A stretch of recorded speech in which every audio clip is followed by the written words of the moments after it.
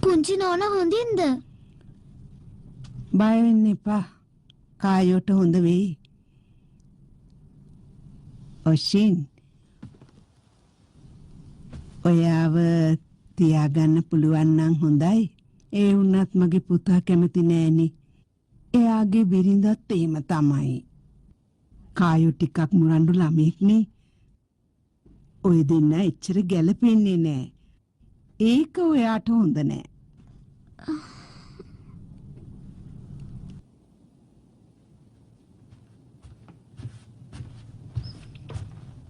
මං ඇතුළට එනවා.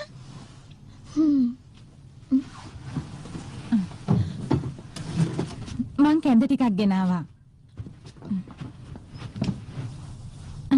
පුංචි නෝනා. දැන් පුංචි නෝනාට කොහොමද?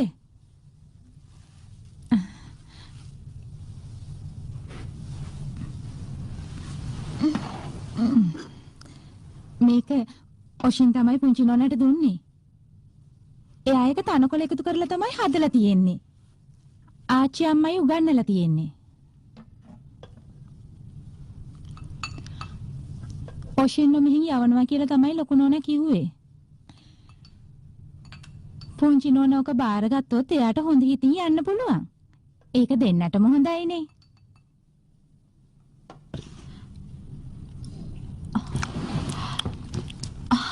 අම්මා ආවද? අම්මේ අපි කෑම ගත්තා. සීතරෝ අම්මේ තීරණයක් ගත්තා. බෝට්ටු සමාගමේ කළමනාකරු ඔෂින්ව බාර ගන්න කැමති වුණා. සෙබලෙක් එක්ක හැංගිලා හිටපු එක ඔහුට ගැටලුවක් නෙවෙයි. මිනිස්සු තීරණ ගන්නේ තමන්ගේ බුද්ධිය අනුවනේ. කායෝ ආච්චි අම්මා ඔෂින්ව මෙහෙන් යවන්නේ කොහාටද? වෙන කෙනෙක් යටතේ වැඩට යවනවා. එපා. ඔෂින්ට වෙන කොහෙවත් යන්න දෙන්න බෑ. කායෝ ඔෂින් වරදක් කළේ නැහැ. එයා ළඟ තියෙන හාමෝනිකාව බලෙන් ගන්න කියපු නිසා තමයි ඔෂින් මාව තල්ලු කළේ. කායෝ මම තමයි වැරද්ද කළේ. මීට කලින් මට කවුරුවත් විරුද්ධ වෙලා නැහැ. ඔෂින් මට කිසි බයක් පෙන්නුවේ නැහැ. ඒ නිසායි එයාත් එක්ක මම රණ්ඩු කළේ. අපි නිකන් සෙල්ලම රණ්ඩු කළා විතරයි. අනේ ආච්චි අම්මේ ඔෂින්ව නවත්ත ගන්නකෝ. අම්මේ අනේ තාත්තේ නවත්ත ගන්නකෝ. ආච්චි අම්මේ ඔෂින්ව මෙන් එලවන්න එපා.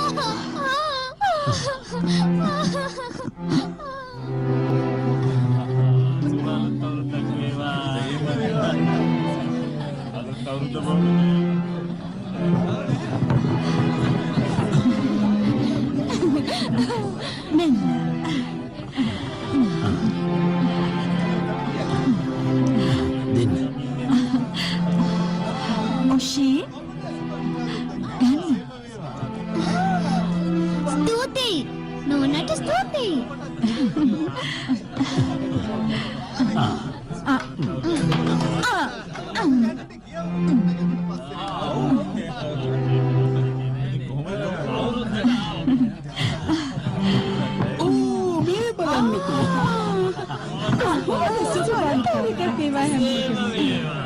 කායෝ බලන්නකො ලොකු වෙලානේ දැන්. ඒත් හිතින් පොඩි.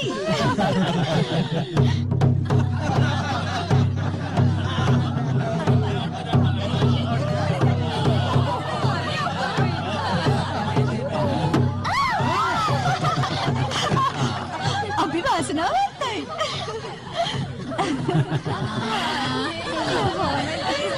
හරි ලස්සනයි නේද?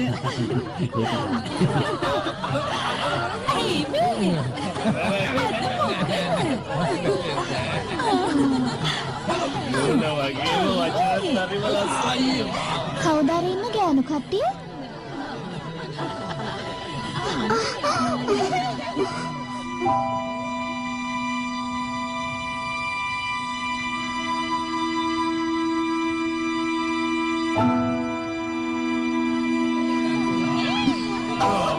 Uzi, hampir sangra kerendego.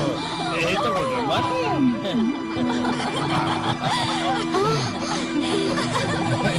Indah, indah kaki. Indah.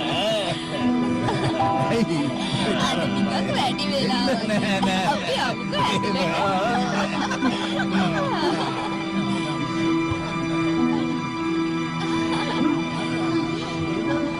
ඒ ගෑනු කෙනාව ඔයා දන්නවද ඔෂීන්?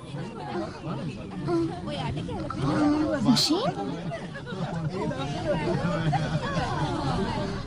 මගේ සිතේ ඇති වූ ආදරය සත්‍යයි වටහා ගනු ප්‍රේමක්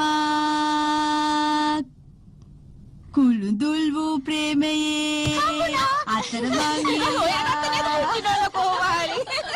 ඉක්මනින්ම හෙව්වනේ ගෙදර ආවද? අද නම් ගොඩක් මහන්සි ඇති. කොට දෙනෙක්ව හම්බ වුණා නේද? හැම ගෙදරකින්ම වගේ මට සකිය දුන්න නිසා ටිකක් වැඩි වුණා.